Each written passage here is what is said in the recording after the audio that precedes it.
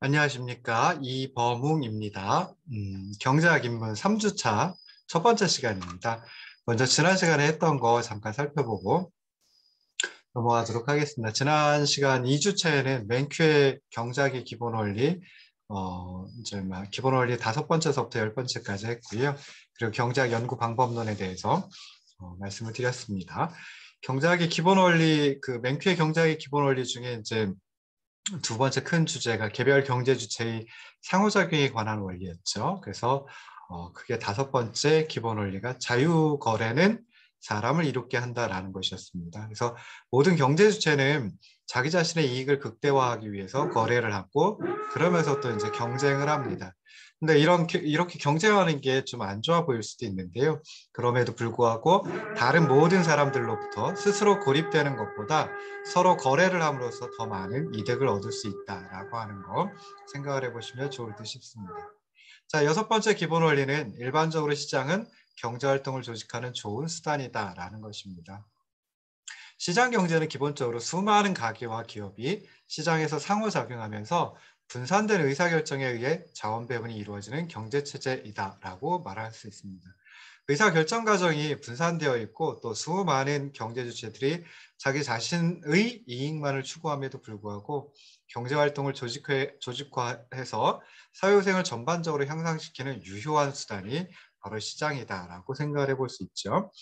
다시 말해서 가게와 기업들이 시장에서 상호작용하는 과정에서 보이지 않는 손, 아담 스미스가 얘기했던 보이지 않는 손, 즉 가격을 통해 개별 경제 주체들이 사회생활을 극대화하는 선택을 하도록 유도한다라고 생각을 해볼 수 있습니다. 그래서 그런 점에서 일반적으로 시장은 경제활동을 조직하는 좋은 수단이다라고 하는 6번째 기본 원리를 생각을 하시면 좋을 듯 싶습니다. 자, 여기 일반적으로라고 하는 표현이 나오니까 특수한 경우에는 또는 뭐 예외적인 경우에는 이라고 하는 걸 또 생각을 하셔야 되는데요. 이게 7번째 기본 원리입니다. 그래서 7번째 기본 원리는 경우에 따라, 즉 어떤 경우에는 정부가 시장 성과를 개선할 수 있다라고 하는 것입니다. 대부분의 경우에는 시장이 경제활동을 조직하는 좋은 수단입니다. 그렇긴 하지만 어떤 경우에는 정부가 시장 성과를 개선할 수 있다라고 하는 거 생각을 하셔야 하는데요. 자, 먼저 이제 시장이 자유롭게 기능하는데도 자원 배분이 효율적으로 이루어지지 못하는 상황이 나타날 수 있습니다. 이런 상황을 시장 실패라고 얘기를 합니다. 시장 실패 이유는 여러 가지가 있을 수 있는데요. 그중에 대표적인 게 외부 효과와 시장 지배력이다라고 생각을 해보시면 좋을 듯 싶습니다. 외부 효과라고 하는 것은 경제 주체 행위가 거래 상대방 이외의 경제 주체에게 편익이나 손해를 미치지만 이에 대해 보상을 받지도 주지도 않는 상태를 의미합니다. 즉 다시 말해서 시장 밖에서 이루어지는 행위이다. 시장 밖에서 나타난 효과이다라고 생각을 하시면 좋을 듯 싶습니다. 시장 지배력은 하나 또는 소수의 경제 주체가 시장 가격에 대해 상당한 영향을 미칠 수 있는 능력, 즉 다시 말해서 가격에 영향을 미칠 수 있는 능력을 시장 지배력이라고 얘기를 합니다. 자, 이렇게 외부 효과가 발생하거나 또는 시장 지배력을 가진 기업이 있는 경우에는 정부가 정책을 통해 사회생을 극대화시킬 수 있습니다. 자, 둘째, 보이지 않는 손, 즉 가격은 소득이 공평하게 분배되도록 하는 데에는 더욱 무력합니다. 그래서 정부가 소득세 또는 사회보장제도 이런 것들을 통해 가지고 소득이 공평하게 다시 분배되도록 하여야 합니다. 그래서 이렇게 해가지고 경우에 따라 정부가 시장 성과를 개선할 수 있다라고 생각해 볼 수 있는데요. 정부가 항상 사회생을 증가시킬 수 있느냐? 그런 것만은 아닙니다. 그래서 이럴 때를 갖다가 정부가 실패했다, 즉 정부 실패라고 얘기를 하기도 합니다. 자, 세 번째, 맨큐의 기본 원리 중에 세 번째 큰 주제가 이제 국민경제 작동에 관한 원리였죠. 그래서 8번째 기본 원리는 한 나라의 생활 수준은 그 나라의 생산 능력에 달려 있다라는 것입니다. 그래서 국가 사이에 또는 시간의 흐름에 따라 가지고 국민 소득이 차이가 날 수밖에 없는데요. 이것은 생산성의 차이에 따라 나타난다라고 생각을 하시기 바랍니다. 그래서 여기서 생산성이라고 하는 것은 정확하게 얘기하면 노동자가 1시간 동안 노동을 함으로써 만들어내는 재화 서비스의 수량을 의미합니다. 그렇기 때문에 한 국가의 생산성 증가율은 평균 소득의 증가율을 결정을 하게 됩니다.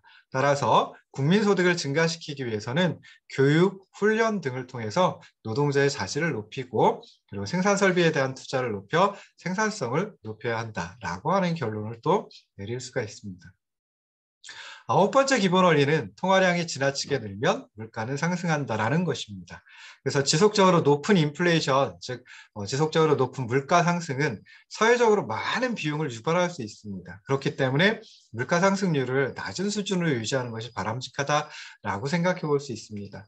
자, 여기서 높은 물가 상승률 또는 지속적인 물가 상승 이런 것들의 근저에는 바닥에는 통화량의 증가라고 하는 원인이 있습니다. 다시 말해서 정부가 통화량을 늘리면 화폐의 가치가 떨어져서 물가는 상승한다라고 생각을 해볼 수 있습니다.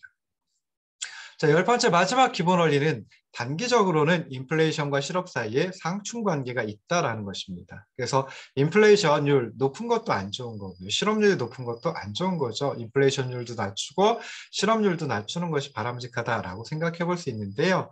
인플레이션을 없애지 못하는 이유 중 하나는 단기에 있어서는 인플레이션과 실업 사이에 상충 관계가 있기 때문이다라고 생각을 해볼 수 있습니다. 그래서 인플레이션을 낮추려고 하면 단기적으로는 실업률이 높아지고요. 또 실업을 없애려고 하면 그때는 단기적으로 인플레이션율이 높아진다라고 생각을 하시면 좋을 듯 싶습니다. 그래서 1, 2년 정도의 단기에는 가격 조정이 비교적 느리게 나타날 수밖에 없습니다. 그러다 보니까 정부의 경제 정책이 인플레이션과 실업을 서로 반대 방향으로 움직이게 하는 그런 결과를 가져오게 됩니다. 자, 우리가 서론에서 두 번째로 크게 이제 큰 주제로 봤던 게 경제학 연구 방법론입니다. 그래서 현실의 경제 현상 이렇게 보면 굉장히 많은 개별적 사실이 존재합니다. 그럼 이런 수많은 개별적 사실에서 어떤 질서를 찾고 그리고 그 질서에 따라서 그들을 의미 있는 방법으로 배열하기 위해서는 이론화라고 하는 과정이 필요합니다. 그리고 이때 들어가는 것이 이제 연구 방법론입니다. 자, 먼저 이제 경제학은 하나의 과학이라고 생각해 볼 수 있는데요. 과학으로서의 경제학은 모형, 정확히는 이제 경제 모형이라는 걸 가지고 이제 시작을 합니다. 그래서 여기서 모형이라고 하는 것은 현실 세계에 굉장히 복잡한 그런 특성을 갖다가 좀 추상화해가지고 개별적 사실들을 통괄하는 질서를 파악할 수 있는 단순한 그런 수준에 도달하게끔 가공하는 것을 말합니다. 경제 모형, 경제에서 경제 모형을 쓰는데요. 경제 모형은 현실의 경제 현상을 좀 추상화된 수준에서 파악하려는 목적으로 가장 중요한 경제 변수들을 추려내고 이들 사이의 연관 관계를 설정해 놓은 것입니다. 그래서 현실에 대한 일련의 가정들 그리고 그 가정들에 입각한 그래서 도출한 명제들로 구성이 되어 있는 것이 경제 모형이라고 생각을 해볼 수 있고요. 이 경제 모형을 가지고 현실의 경제 현상을 설명한다라고 생각을 하시면 좋을 듯 싶습니다. 자, 그럼 어떤 경제 모형이 바람직한지 좋은 건지 즉 경제 모형의 적합성을 평가하기 위해서는 크게 한 4가지 기준이 있습니다. 첫 번째는 이제 가정의 적합성입니다. 그래서 가정이 현실의 경제에 비춰가지고 좀 적합한지 그 여부를 갖다가 검토를 해야 하고요. 두 번째, 논리 전개의 적절성입니다. 그래서 가정에서 이론적인 결론으로 이끄는 과정, 그때 이제 논리 전개를 하게 되는데요. 이런 논리 전개에 문제점이 있는가 여부를 검토해야 합니다. 셋째, 현실 설명력입니다. 그래서 이렇게 해가지고 만들어낸 경제 모형이 어느 정도의 일반성, 즉 현실을 어느 정도 잘 설명해 주는지 그것도 이제 중요하다라고 생각해 볼 수 있습니다. 자, 네 번째는 이제 미래 예측력입니다. 그래서 현실을 설명하고 그리고 미래에 어떻게 될 것인지 이거 갖다 이제 생각해 보는 것이 경제 모형이라고 볼 수 있거든요. 그래서 미래를 정확하게 예측할 수 있는 모형일수록 더 좋은 경제 모형이다라고 생각하시면 좋을 듯 싶습니다. 자, 경제학은 이제 과학의 한 분야라고 생각을 해볼 수 있는데요. 왜 과학이냐라고 했을 때 과학에서는 과학적 방법론을 이용하면 과학이다라고 이제 얘기를 합니다. 그래서 그 과학적 방법론은 우리 다 알고 있는 연역법과 균합법이 있죠. 그래서 연역법은 자명하다라고 생각하는 일련의 가정, 이놈을 공리라고 얘기를 하는데요. 이 공리로부터 출발해가지고 논리적 법칙에 부합하는 추론을 통해 이론을 도출해내는 방법입니다. 그러니까 어떤 결론을 도출해내는 방법입니다. 그래서 경제학에서는 이제 연역적인 방법을 연역적인 방법을 통해 경제학을 연구할 때는 이제 수학적인 논리, 즉 논리학이나 경제 수학을 많이 이용을 합니다. 자, 두 번째 과학적 방법론이 귀납법이죠. 그래서 귀납법은 현실 세계의 개별적 사실에 대한 관찰에 근거해서 어떤 일반적인 명제 또는 결론을 도출해내는 방법입니다. 그래서 경제학에서는 귀납적 방법을 이용할 때 통계학적인 기법, 뭐 경제 통계학이라든지 계량 경제학 이런 것들을 많이 활용을 합니다. 실제로 이제 경제 모형을 완성할 때는요, 이 두 가지 방법을 함께 활용을 합니다. 그래서 연역적인 방법에 의해서 하나의 어떤 모형을 도출하고요, 가정과 그 그 가정에서 도출해낸 결론, 뭐 이걸 갖다 이제 하나의 모형으로 도출을 하고요. 그 다음에 이러한 그 모형이 정말 현실을 잘 설명하고 그다음에 미래를 잘 예측할 수 있는지 이걸 현실에 가능한 많은 자료를 이용해 가지고 실증적으로 검증하는 그런 방법, 즉 귀납법을 활용해 가지고 경제 모형을 완성한다라고 생각을 하시면 좋을 듯 싶습니다. 자, 경제학은 크게 실증 경제학 그리고 규범 경제학 뭐 이렇게 이제 구분을 해볼 수 있습니다. 뭐 실제 그 경제학을 배우시면서 실증 경제학, 규범 경제학 뭐 이런 과목이 있는 건 아니고요. 그냥 실증 경제학, 규범 경제학으로 구분할 수 있다라고 하는 정도로만 생각을 하시면 좋을 듯 싶습니다. 먼저 실증 경제학이라고 하는 것은 경제 현상을 연구할 때 가치 판단을 모두 다 배제하고 그냥 있는 현실 그대로 이걸 실증적으로 분석하는 분야이다라고 생각을 하시면 좋을 듯 싶습니다. 그래서 실증 경제학에서 이제 실증적인 주장을 하게 되는데요. 이런 주장은 기본적으로 나타난 증거를 검증함으로써 인정하거나 또는 그 주장이 틀렸다 부정할 수도 있습니다. 자, 두 번째 규범 경제학은 가치 판단에 따라 가지고 어떤 경제 상태가 바람직한가 이것을 연구하는 분야를 규범 경제학이라고 합니다. 그래서 규범적인 주장이라고 하는 것은 이 세상이 어떻게 바뀌어야 하는가를 주장하는 것이기 때문에 가치관이 개입될 수밖에 없습니다. 그래서 이런 가치관이 개입되는 즉 가치 판단의 기준으로는 자원 배분의 효율성, 소득 분배의 공평성, 경제적 자유 이런 것들을 이제 생각을 해볼 수 있습니다. 자, 또 경제학을 일반적으로 나눌 때 미시경제학 그리고 거시경제학 이렇게 이제 구분을 많이 합니다. 그래서 미시경제학은 국민 경제를 구성하고 있는 개별적인 민간 경제 주체가 어떻게 의사결정을 내리고 각각의 시장에서 어떻게 상호작용을 하는가 이걸 연구하는 분야입니다. 그래서 미시경제학의 분석 대상은 대부분 국민 경제를 구성하는 개별 시장 또는 개별 경제 주체의 차원에서 일어나는 자원 배분 그리고 소득 분배 이것이 이제 분석 대상이고요. 미시경제의 관심사는 그래서 개별 경제 주체 최적화 그리고 개별 시장에서 이루어지는 균형 이것이다라고 생각을 하시면 좋을 듯 싶습니다. 이에 비해서 거시경제학은 국민경제 전반에 관한 경제 현상을 연구하는 분야입니다. 그래서 거시경제학의 분석 대상은 국민경제의 전반적인 흐름, 경제 성장, 인플레이션, 실업 이런 것들이고요. 주된 관심사는 국민경제의 안정 그리고 성장이다라고 생각을 하시면 좋을 듯 싶습니다. 그래서 2주차에 강의했던 그 내용을 갖다 이제 좀 축약해가지고 복습을 해봤고요. 자, 이제 이번 주차서부터는 수요 공급 이론으로 들어갑니다. 그래서 수요 공급 이론, 처음에 시장의 수요와 공급이라고 하는 것부터 출발을 하도록 하겠습니다. 그래서 강의안을 마찬가지로 띄워놓고 할 텐데요. 자, 두 번째 강의안입니다. 그래서 이것도 이제 그 도어 시스템의 강의 자료에 올려놓을 테니까, 뭐랄까요. 출력을 해가지고, 프린트 해가지고 보시든지, 아니면 PDF 파일로 전환해가지고, 아이패드나 탭에서 활용을 하시면 좋을 듯 싶습니다.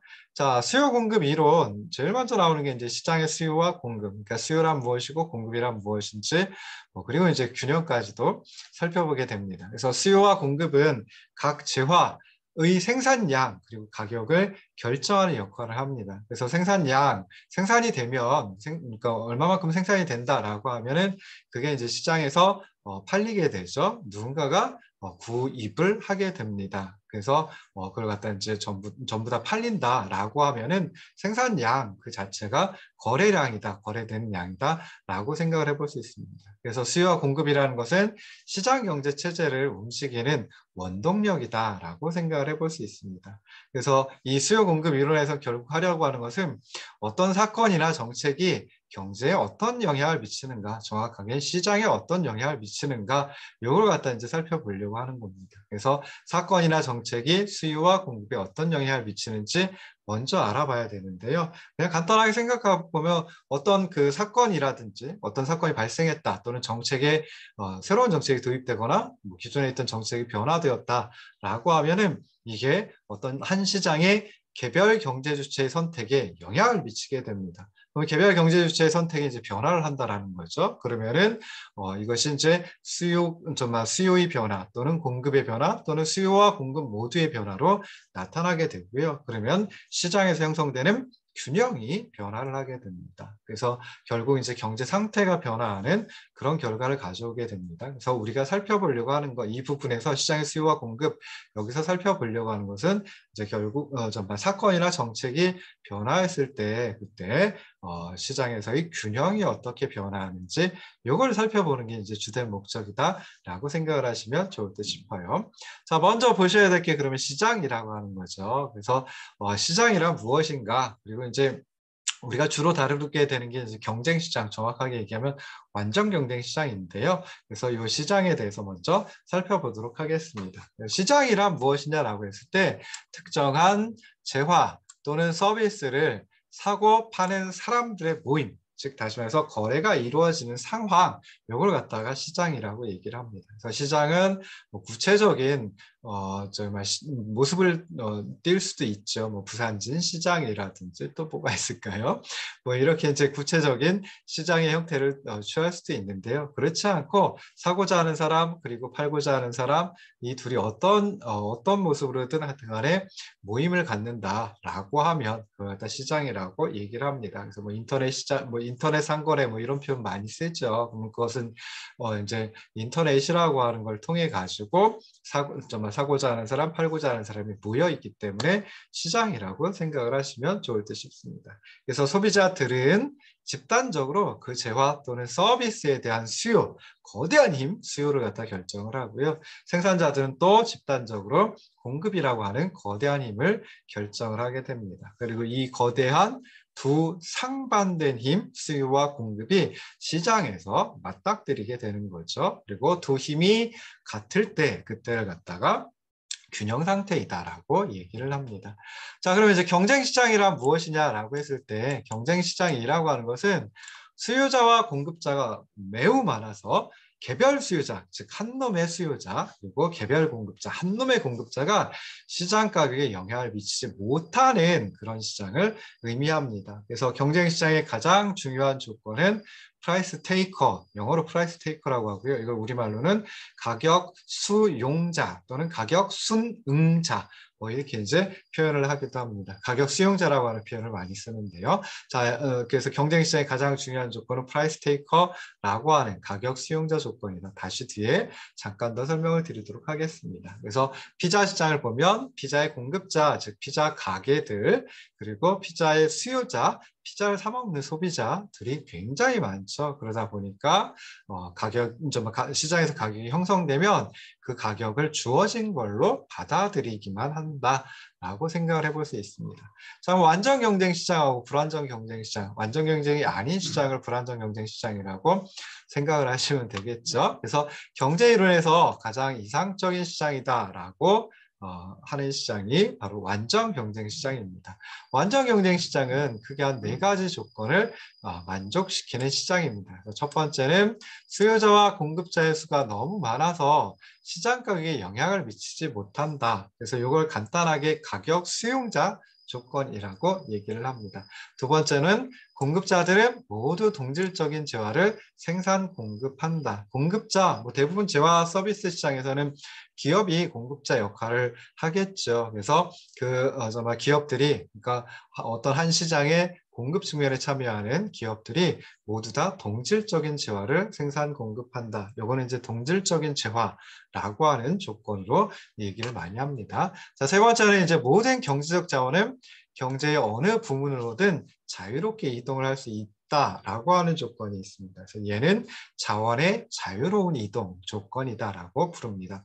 자, 마지막 4번째는 시장 참여자들이 거래와 관련된 모든 경제적, 기술적 정보를 완전하게 가지고 있어야 한다라고 하는 조건인데요. 이 마지막 네 번째 조건은 완전 정보 조건이다라고 얘기를 합니다. 자, 네 가지 조건이 있는데 네 가지 조건이 모두 다 상당히 만족시키기 어렵습니다. 첫 번째 조건, 수요자 공급자의 수가 너무 많아서 시장 가격에 영향을 미치지 못한다라고 하는 조건을 가격 수용자 조건이라고 했죠. 그래서 그 시장의 수요 측면에 참여하는 주체도 너무 많고요. 공급 측면에 참여하는 주체도 굉장히 많습니다. 그러다 보니까 어떤 한 수요자 또는 어떤 한 공급자가 가격에는 영향을 거의 미치지 못한다. 전혀 미치지 못한다라고 하는 조건입니다. 자, 두 번째는 이제 동질적인 재화라고 하는 조건인데요. 자, 이것도 이제 만만치 않은 조건입니다. 그래서 어디까지를 동질적이다라고 보고 어디서부터는 또 이질적이다라고 보느냐.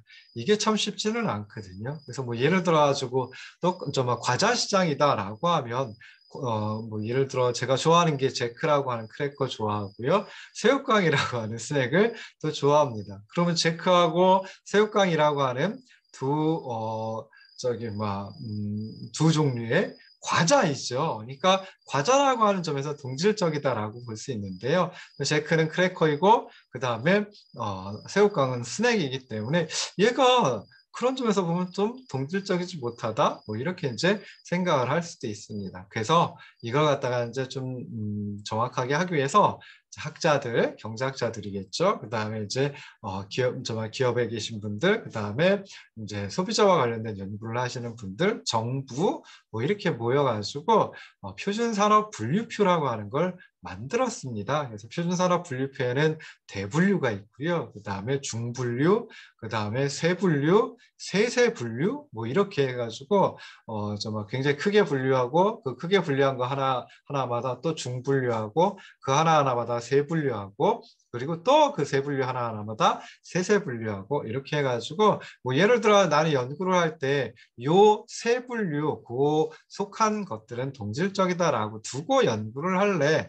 그 산업을 나는 하나의 시장이라고 보고 연구를 할래. 뭐 이렇게 해가지고 거기까지는 동질적인 재화이다라고 이제 가정을 하는 거죠. 그래서 이런 식으로 이제 하기도 합니다. 자, 세 번째 조건은 자원의 자유로운 이동입니다. 그래서 경제적 자원, 뭐 예를 들어 가지고 밀 같은 거 한번 생각해 볼까요? 밀 같은 거는 이제 빵 시장으로도 갈 수 있는 거고요. 그 다음에 또 피자 시장으로도 갈 수가 있죠. 그래서 뭐 피자 시장에서 밀가루 정확히 밀가루 가격을 갖다 높게 쳐준다라고 하면 그럼 빵 시장으로 흘러가던 것이 피자 시장으로 이동을 하게 됩니다. 그래서 이걸 갖다 이제 자원의 자유로운 이동이라고 얘기를 하는데요. 그러면 어떤 하나의 기업이 어떤 한 시장에 진입을 하려고 한다라고 참여를 하려고 한다라고 하면은 그러면 뭐 예를 들어 피자 시장에 참여한다라고 하면은 피자 만드는 오븐이라든지 뭐 피자 가게 건물이라든지 뭐 이런 것들을 갖다가 얻어야 되죠. 그런 것들을 갖다가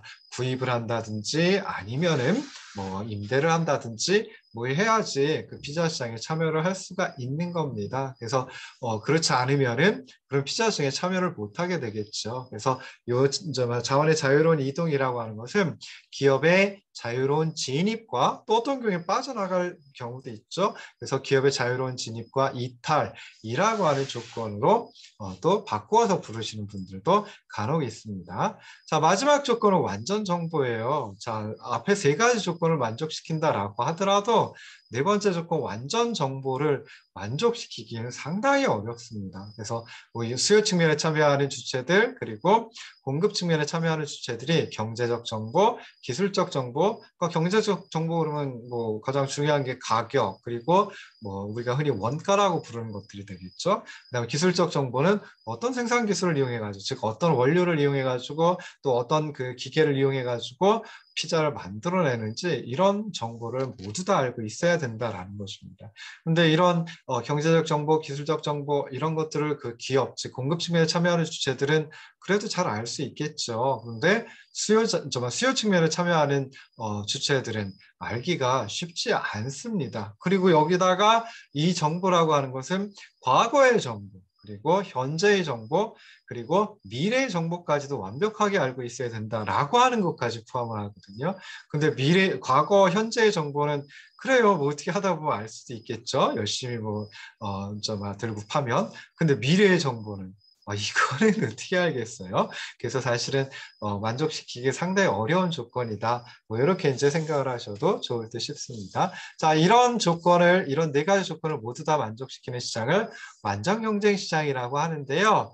완전 경쟁 시장에서는 당연히 현실에서는 찾아보기 어렵습니다. 그래서 완전 경쟁 시장이 아닌 시장이 많겠죠. 그래서 그런 시장을 갖다가 우리가 불완전 경쟁 시장이라고 얘기를 하고요. 불완전 경쟁 시장은 크게 한 세 가지 정도로 또 나눠서 생각을 해볼 수 있습니다. 그래서 하나는 이제 독점이라고 하는 게 있고요. 그래서 독점은 공급자가 그 시장에 참여하는 공급자가 딱 하나일 때 그때 독점이라고 얘기를 하고요. 과점은 그 시장에 참여하는 공급자가 두세 개일 때 그때를 갖다가 과점이라고 얘기를 합니다. 자, 우리나라의 그 독점 규제법에서는 어떤 한 사업자가 그 시장에서 50% 이상의 점유율을 가지고 있으면 독점이라고 하고요. 두세 개의 사업자가 75% 이상의 점유율을 가지고 있으면 과점이라고 해가지고 독과점을 규제하고 있습니다. 자, 그 다음에 이제 이런 그 독과점 기업들은 가격에 영향을 미칠 수가 있어요. 독점 기업 같으면 아예 가격을 자기 마음대로 설정을 할 수가 있습니다. 물론 자기 마음대로 설정하는 건 아니고요. 자신의 이익, 즉 다시 말해서 기업의 이윤을 극대화하는 가격을 설정할 수 있는 능력을 가지고 있습니다. 그렇기 때문에 이 경우에는 이제 프라이스 테이커, 가격 수용자가 아니라 가격 설정자, 프라이스 세터 역할을 한다라고 생각해 볼 수 있습니다. 자, 불안정 경쟁 시장의 다른 형태는 독점적 경쟁 시장이라고 하는 게 있습니다. 그래서 다수의 공급자가 조금씩 다른 재화를 생산해 가지고 공급하는 시장, 이걸 독점적 경쟁 시장이라고 얘기를 합니다. 그래서 우리 이제 식당